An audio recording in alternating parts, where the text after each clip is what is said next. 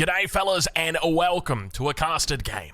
Spawning in the north of the map in the colour teal, playing as the Malians, we've got Fei Chan. And on the south side of the map in the colour blue, playing as the Chinese, we've got Divine DFP. Ladies and gentlemen, welcome back to another casted game. We're here on Dry Arabia as we watch two top level players fight it out on the ranked ladder in preparation for that next season. Obviously at the moment we're still in Season 5. They've extended out the season until the release of the brand new expansion. But I tell you what, things are still starting to heat up. Now, I've got some good news. Good news, I've been playing quite a bit offline. I say offline, I mean, not on my main. The main reason I don't play on my main is because if I play with with the name Aussie Drongo, people tend to play a little bit more hardcore. If I go undercover, incognito, people don't play as hardcore, I've noticed.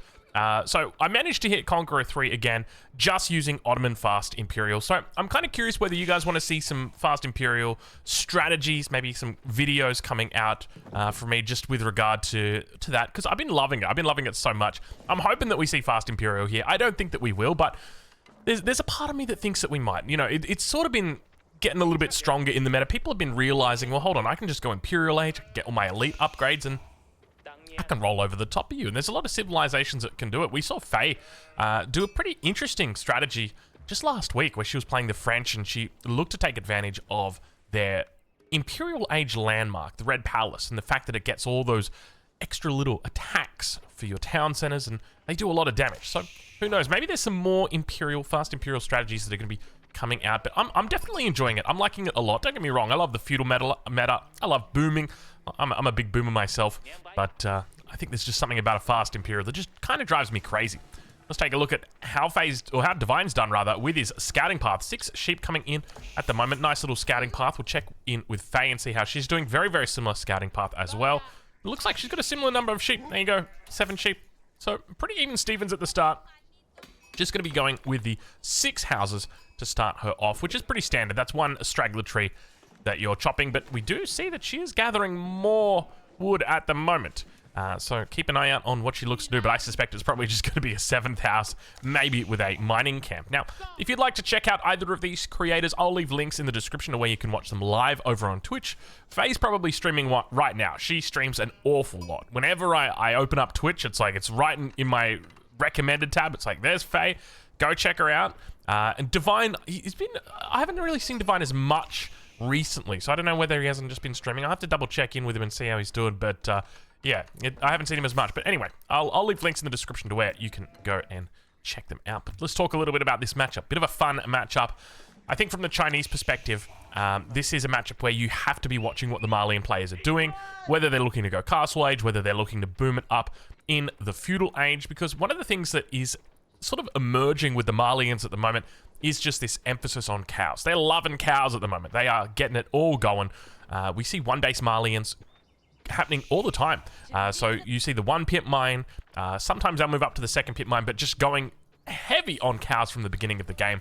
And that kind of plays into what China wants to do, right? Like, realistically, from a Chinese perspective, what do I want to do? I want to get to Song Dynasty. I want to get to 2 town centers, and then I want to go to Castle Age. And that's it. And then that's pretty much my game plan. And if I can do that, and I haven't been hampered at all, and I haven't been harassed, then I'm in a really good spot. So I'm curious to see exactly how this one plays out. But we do see that age up coming through from Faye a little bit before the 4-minute mark, and the mill getting thrown down on top of the berries immediately. Right on board with her as these villagers begin moving out towards the wood line. The most common thing that we normally see is the stable thrown down pretty early. She's got plenty of gold in the bank, so I guess that could be more than enough to get those cows starting to trickle.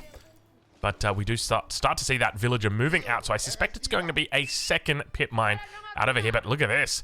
She's getting a little bit greedy. Got to be careful, Faith. There are wolves out here, my friend. 1 wolf getting in on the action. 2nd wolf getting in. Watch out, there's a boar here as well, but fortunately, doesn't look like there are any enemy units to lure that one over, so she should be able to make it through absolutely fine. But let's check in and see how the main base is doing. And yeah, nothing too crazy. Just going to be researching wheelbarrow first. So of all the things out of the options that you've got, that was the last thing I expected her to do. So let's check in over on the other side of the map. Oh, keep in mind, there's also a double broadaxe coming through as well. On the other side of the map, we've got Faye being very annoying to Divine. Divine obviously placing this Barbican in a position that was looking to try and acquire the hunt here. And to be honest, it's really not that bad, the hunt distribution here. The way that Faye's gone to disrupt this hunt, it's really not that bad. I mean, you got 1, 2, 3, 4. I don't see the 7th one. I can see 5, 6. But there's meant to be a 7th deer somewhere. Am I blind? Or maybe it's just been 2 carcasses on top of each other. Maybe that's what it is. Anyway, I see 4 carcasses. I don't know where the 7th one is. But there's the Song Dynasty. 5 minutes and 25 seconds. Not a bad little timing. And straight away, that mining camp is going to be coming up on the stone. Now, what's interesting is that Divine doesn't see anything that Faye's doing. Faye is just letting Divine chase her around, giving her the ring around the rosy. And she'll spot out the stone now, which obviously is going to indicate, hey, there's a town center coming. Obviously, the line of sight on the scouts is pretty decent, so I'm confident she would have seen how many vills were on that TC. But let's have a look at this Imperial Academy placement here for Divine. It's a solid placement. I don't think you can get better than this. This is just a 10 out of 10 right here. I think there's a world where maybe you could have probably put it on this side, but then you're probably missing out the stone, and then the mill on the berries is nice, but I mean, ideally you want the mill under the TC, but hey, Divine's a pretty decent player. I'll allow the mill on the berries. It saves your mill a little bit later. And there we go. Wheelbarrow on the way through for him as well. On the other side of the map, though, we do have Faye, who's just looking to start off with eco upgrades nice and early. First of the cattle, now coming in. The cattle ranch is going to be going down. There's 2 for 3 already at your 6-minute 30 mark. And we've got the double mill out. Just going to be producing those cows like crazy early on in this game, which is pretty par for the course. I mean, we talked about it earlier, the fact that this is kind of standard now to see with the Malians. And it's looking pretty strong, but you know, I was watching Beastie's video where he was talking about the tier list. He was talking about the Malians in particular. He said, you know, Malians, they started off and they were really strong. Well, he didn't really say it, but he sort of implied that the Malians were really strong at the beginning of EGC's most recent tournament. But then by the end of the tournament, nobody was even thinking about banning them. You know, it was only the Rus. So it's interesting to see how the Malians have kind of fallen off a little bit here. But speaking of falling off, have a look at this. Divine not at all thinking about falling off. Have a look at that second TC on top of the deer. Now, there's a couple trade-offs for this. As a Chinese main, I don't like this, and I'll explain to you why. Don't get me wrong, I don't mean to pick apart the players that we're watching. These guys are really good players, but when it comes to the small details, I just feel like I'm a stickler for it. So, the Chinese get a huge bonus from their Imperial officials, 20% when you supervise. Where is it? Here you go, supervise. You get an extra 20% resources. Now, the food that you've got is limited on a map. Before you have to transition into farms, you've got a specific amount of food. So, as an example, with the berries, you've got 1,500, and then with the deer, you've got 2,350 because there's 7 deer in a pack, and they've hit 350 each. So you've got a specific amount of food that you can have, and when you play the Chinese, you can actually increase that amount by supervising the drop-off point. The problem that you've got here is that while this TC is in a really good spot, and great when it comes to being defensive, it's also really good when you consider that you've got a reduced walk distance for your villagers. You can't supervise it. And that kind of hurts, because it means that all of this hunt out here, this 2,350, it could be, I think it's like 2,800, something around that region. It could be slightly more. So it pains me a little bit to see that, as, you know, just to give you guys an idea. I'm the min-maxer kind of guy, right? So there's a reason why that annoys me. There are positives for this, though. I will say that by putting the town center down here, obviously these villages are quite safe now because of that, but they already had the Barbican there, so I feel like they were already quite a bit safe. But I guess realistically, only safety for 8 villages here, whereas now you've got safety for 18 villages if you plan to have that many out here. But let's have a look on the other side of the map, as we've got scouting beginning to happen. Now we do see that Divine has run past the most recent expansion. Oh, actually, I'm not 100% sure whether he's seen it. I'm confident he probably has seen it. But now looking to come down. We'll check in on Faye and see how she's doing as she begins to tilt towards that Castle 8. She's got plenty of cows out. Check this out. Look at the timing on this. It's not a bad little timing here. Grand Fulani Corral coming down before the 9-minute 30 mark. So very nice timing there. And she's starting to wall up as well, playing a bit defensive, and I do like that. I think against the Chinese in particular, that makes a lot of sense. Palace guards are notoriously difficult to deal with, but you do have the Musofadi, which is probably one of the best counter units to it. And have a look how many vills Faye's got sitting on this Grand Fulani Corral. She's not rushing it up. She's in no hurry at all And I think that's because she senses that Divine, well, he's not in any hurry at all either to attack. So she's very happy just playing the long game here. In the meantime, though, what's she doing? What's she doing? She's setting up. She's got a lot of gold beginning to come through here. Do we have a potential tilt at a fast Imperial? I'm starting to get myself a little bit excited here. 709 food a minute. That's a fair chunk of change right there, considering you've only got the one villager on gold. But we'll have to wait and see. We'll ride in on that other side and see how Divine is doing. Very passive opening so far for a game that's on Dry Arabia. Obviously, Dry Arabia considered by many to be the most open map, the sort of the default for... It's like the Battle Dome, except you're a little bit further away from your enemy. Maybe a couple more trees between you. We've also got a boar lure coming through right here. Divine doing a great job pulling this down, and I love the fact that he's got the Imperial Official out here. This is so much food. You've just taken that 2,000 food and turned it into 2,400 with this Imperial Official. Not to mention the fact you got all these lovely deer here as well. So Divine definitely having a very nice early Castle Age. Speaking of Castle Age though, other side of the map, phase going up, but we start to see that astronomical clock tower coming down, and we've got a little bit of a, I mean, this is one of those base building mistakes coming through. Astronomical clock tower, so it used to give back, so the Chinese, they get a rebate for every unit that they build. So when you build a spearman, you get 4 gold for that. And that needs to be collected by an Imperial Official in the form of tax. You can double that with the Imperial Academy. With the astronomical clock tower, it used to provide 32 gold for every unit you made. So if you made a Springald, right, 250 gold, 250 wood, you'd get 32 gold back, which was nice. And then you could double that to 64. It's like, that's a pretty decent rebate. But unfortunately now, that's not the case. It gives you 4, the same as a spearman. So to me, this is like, it's one of those really small details where it's like, this is just a lost opportunity where you could have been building something else here. I don't know whether the game will get to that point, but it's one of those things that you just got to keep in mind when you're doing your base building. Ideally, you want to avoid having that astronomical clock tower within that Imperial Academy influence, but bit of a slow one. I tell you what, this is quite a slow game, isn't it? 12 minutes in. I didn't think a game between these two guys on this map would be so damn slow. I thought they'd be at each other's throat a little bit earlier, but have a look at this. We got upgrades starting to come through. Divine looking to pick up tier 2 upgrades. We got the wood cutting. We've got acid distillation coming through. And we got ourselves quite a big wall in the middle of the map. How you doing over here? Look at the size of that thing. That is quite nice. Now, when it comes to relics, we haven't seen a single relic picked up just yet. I know that there was a monastery down. I'm not sure. Yeah, there's no supervisors on that monastery. Let's check in on the other side and see what we've got. We've got the mosque coming through. Have we got... Where are they? Oh, where are these religious units? There they are. There's the Imam. So, first one of the game. About to be picked up. It's going to be the safe relic that Faye opts to pick for. Scout, got to be careful. Almost gets taken out. 6 health remaining on it. Obviously, got the ability to repair up, and Divine looks like he might be losing the very first villager of the game. Good night, sweet prince. Villager does go down. So at 13 minutes in, we've finally got our first bit of action. It's starting to happen, but it definitely feels like these two have somewhat geared themselves towards this castle push-off. This is often what I like to think about it as, you know, I've talked about it before, you know, when you're swimming, right? And you're doing the 100 meters, and you get to the end of the pool, the 50 meters, and then you flip, and you push off the wall. This is what I feel like is happening right now. You've just done that flip, and you've pushed off the wall, and look at the number of units that are starting to get pumped out here. Every single resource is just going to be going into these units. No supervision on these barracks just yet, but there are plenty of barracks, 5 barracks, and I'm loving this style from Divine. One of my favorite compositions to go spear, nest of bees. Is a little bit weak to Springalds.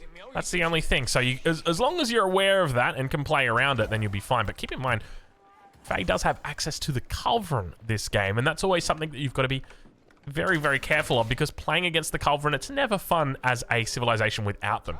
You know, it still kind of boggles my mind that this hasn't been addressed. I really don't know if it should. In my head, it needs to be addressed, but like, late game Culverin versus Springald, it is not fun at all playing as the Springald player. The Culverin are just so much better, but the veterancy comes through on the Spearman. Perfect timing for Divine as he manages to pick a fight and only skewers 1 or 2 of those horses. None of them going to fall down for the moment. And keep in mind, Faye does have the Imams out on the field, but look at this relic. Unfortunately, it's going to be 150 gold going down the drain. And now Faye continues to look in other directions. Where else can she take all of these enemy units? Look at them chasing. The Spearmen just relentless now.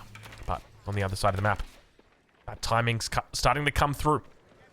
We talked about it before, the push off the wall. Double Moss coming up, but look at all the production that's back here. Look at all the production that is back here. In fact, still adding more production. This is off 1 TC, by the way. 50 villagers. That's it. And so much passive income. Right now, this is ludicrous. Like, when you talk about passive income right here, like, this is just ridiculous. You got 20 cows here, all producing. Palace Guard's going to get caught out of position. Remember, these sofas do extra damage against infantry. So that's going to be a bit of a problem right here for Divine. A couple of spearmen in there, but technically they counter each other, even though what's going on right there? Even though technically the spearmen do quite a bit more on the countering side than what the Sofa Warrior do, but I don't think that was intentional. Never mind, Faye was going for that outpost siege down. Did she even lose a cavalry unit? I don't think she did. So she might be able to head back and look for a heal and repair. That'll be definitely quite nice for her. She's done a great job at securing the map, and keep in mind that when you go out and do something like this, it feels so incredible to be able to do this as the Malians. You've got control of both of the large gold veins. You know that your enemy's not getting access to those at all. And now their spear numbers are starting to rise. Faye's got to be careful. Indeed, she does the right thing. Veteran archers moving through, and they do have their poisoned arrows. So we'll keep an eye out for the damage on that backline. And look at that gate. Doesn't that feel terrible? The gate comes up. The villager clicks the hammer on it just for a split second. Then when it gets destroyed, the whole wall dies. Ah, I hate that. I feel like it's almost a bug. I mean, it's not really a bug, but I don't like him as a mechanic. Big damage starting to come through. Divine up about 40 villagers at the moment, which is about what you'd expect off the Chinese 2TC. But I got to tell you right now, there is a huge amount of units that are out here. And I'm somewhat scared for Divine, because on the defense, he's got the 3 nested bees, which is lovely. Faye's always just going to be able to fall back. And to be honest, I'd just be picking this fight right now. There is nothing stopping you from just moving these nested bees in. You're going to lose this town center right now. And as a result, it means that your scaling is going to be slightly lower. Keep in mind, you've still got Song Dynasty going for you. But to me, it definitely makes sense. I think what Divine's scared of is just not having enough spears. There's only 21 spears here. Rest of the spears behind the base. We see that one... Those final Sofa Warriors going down. So perhaps those units will begin to move towards the front. But the town center has gone down. I mean, at this stage of the game, when you're at 103 villages, don't get me wrong, it's nice to have the second TC, but it's not really... It's not going to be that impactful. Right now, the biggest impact is going to be from having that TC for so long. You've built up this nice villager lead. But you got to remember, at the end of the day, it's a villager lead, but it's not necessarily an income lead. You're talking about insane amounts of passive gold. 140 gold coming through right here. This is the equivalent of 3.5 villagers on gold. Make that 7 villagers on gold. Hold the horses, hold the horses, hold the horses. The spearmen are coming through. Nested Bees looking for some shots off. Realize they're not going to be able to get their archers. Look to unload on those sofas instead. Plenty of damage getting done. About 4 sofas going down about 20% health. And look at this, we're going to break through on the backside. But fortunately, the keep is down well and truly in advance, and Divine is going to be A-okay for the moment. Nice little aggression coming through from Faye, looking to run multiple angles here. We were talking about passive gold before. She's up 3 relics, so keep that in mind. To the enemies too. She's got the 2 pit mines, as well as this 3rd one back here at 102 gold. So in total, she's sitting at about 10 villages on gold, the equivalent of. And don't even dare think about the cattle ranches. I don't think those numbers are right. 109. I'm pretty sure it's actually higher than that, but I'd have to go back and do the math. It's a ludicrous amount that she's currently bringing in. It is huge. All right, well, units up towards that north side. Going to get chased away. A little bit of micro. Not going to happen. Spearmen doing a decent job. Where are the nested bees at? They're the most important things. You got to be able to protect them. And now behind this, we can see a pretty decent defense coming through. It's going to be palace guards together with spears. Meanwhile, on the front line, the Sofa Warrior is going to turn around. Look to try and... Oh, never mind. Don't mind me. Just going to regroup back towards that south side. And now those archers teeing off. You can tell that he's got the extra ranged armor. It takes so much longer for them to die. Faye yet to pick up +2 ranged attack. It looks like she's yet to pick up the additional... I think it's called... What is it? Precision something? Precision? Precision arrow? Precision... Yeah, this one right here. Precision training. I knew it. I knew it. I knew it. I knew it had precision in it. There you go. We're getting there. We're getting there. Another keep going to be coming down. Divine looking to try and keep it safe on the front line. Nested Bees firing off. Got to be careful here. These Nested Bees a little bit exposed on this top side. And Faye starting to push through. Look at the damage that Faye's doing right now. Even though Divine is completely walled up, Faye is able to take this game by storm. And look at that. Oh, you've got a terrible position right there as the Nested Bees on the front gets destroyed by the Sofa. villagers behind this getting taken down. Oh my lord, look at the villager count. Oh my lord, things are not going well right now. And this is where that second TC really would have come in handy. Is there a lot of yelling, or is it just me? It sounds like it's raining outside. There's that much yelling. I had to do a second take right there. It's like, excuse me? So this is where the second TC is so important. And we talked about it a little bit earlier, the fact that the TC was so far forward. Ideally, we don't want it in that position in the first place because it's on top of deer, when technically those deer, you know, we want to have the mill on there, but then obviously it's quite exposed in front of the Barbican. And as a result has gone down. It means Divine's going to have to drop down an additional TC, spending those extra resources, when ideally you would have liked to have had it on another keep. Spearmen do come through though. Nesta B is going to turn around and look to try and find some shots out here. There's archer masses beginning to try and take position, but what's going on with the Nesta Bs? They're doing a little bit of a stutter step right there. And Faye is slowly pulling apart Divine at the seams. Over on this east side of the map in particular, look at the amount of sofas right now. Spears come back, decent little timing here. Nesta B's just having a field day, saying, how you guys doing? But the archer's going to come right up to point blank range, see what they can find. Decent damage coming out so far on the north side. All sacred sites have been taken. All 3 sacred sites now in the hands of Faye. Meanwhile, over on that west side, another push through coming. And at this point, I'm starting to feel like maybe we need to even go into stone walls. This is getting a little bit repetitive. Second keep coming up behind this. Villagers getting taken out, down to 57 vills right now. Divine getting picked apart. And that's kind of wild, right? Because we talked about this before. The fact that he was able to go 2 TC, Song Dynasty, Fast Castle, no questions asked, and yet still, this is the outcome. Faye is just able to overwhelm Divine in just a matter of minutes, really. It was so quick that she was able to do it. I felt like I was watching a spider wrapping up their prey, just constantly just twirling around with silk and, well, eventually getting consumed. And that's exactly what's happening now. And now, at this point, we're in the castle age. Faye's got an insane economy. Let's compare the pair at the moment. Just see how they're doing. You're talking about 2,000 resources a minute compared to 4,300 resources per minute. That is ludicrous, the amount of passive income that they've got going on. There's a part of me that thinks, you know, I started a gaming channel, but now that I look at this game, I'm starting to think maybe this is a finance channel, the way that we consider the passive income coming through from Faye right now. With Nesta B's looking to try and turn the tide. Gonna get a little bit of damage on here. Spearman numbers still looking pretty decent. Doesn't have them in the line formation, so it does leave them a bit exposed. And I love the fact that even though you've got this double keep up here, which you think would almost give you immunity from enemy raids, Faye's still behind here, still being so annoying. And this was part of the thing that always annoyed me about putting down keeps. It was like, yeah, you can put them down at the front, but the enemy just runs past them. It always makes it a little bit harder. Nesta B numbers continuing to rise. Divine up to 5 now, looking to try and turn the tide. Will he be able to fire it off? Look at the number coming through right now. Faye gonna be having an absolute blast here. Hopefully she doesn't make the cardinal sin. You can see that her age up's about to come through. There it is, the Fort of the Huntress. But she's pushing at the same time. Don't do it, Faye. Just wait for your Imperial Age. Wait for your roller shutter triggers. Wait for your elite upgrades and just take the fight the way it should be taken. Make sure you've got that 100%